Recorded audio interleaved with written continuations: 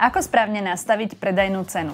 Podľa ceny, za ktorú predal sused, chyba v cenotvorbe môže značne predĺžiť dobu predaja a negatívne ovplyvniť celý jeho výsledok. Stanovenie predajnej ceny nie je exaktná veda. Každá nehnuteľnosť je totiž unikátna svojou lokalitou, technickým stavom, použitými materiálmi či technológiami. To, že sused predal rodinný dom na tej istej ulici za určitú cenu, neznamená, že cena vášho domu bude rovnaká. Vyžaduje si to objektívne posúdenie a detailnú cenovú analýzu. Práve tento objektívny, odborný pohľad vie priniesť realitná kancelária. Kvalitný maklér dlhodobo sleduje vývoj cien v danej lokalite, má prehľad nielen o ponukových cenách z portálov, ale aj o skutočne realizovaných cenách. Takisto vie, ako dlho sú konkurenčné ponuky na trhu a či už počas predaja upravovali cenu. Realitný maklér tiež vie vyhodnotiť, v čom je vaša nehnuteľnosť voči tej konkurenčnej nehnuteľnosti v ponuke lepšia a v čom má naopak nevýhody. Veľmi dôležité je poznať, v akej fáze sa realitný trh aktuálne nachádza, aký je silný dopyt a aká veľká je ponuka daného typu nehnuteľnosti v konkrétnom meste.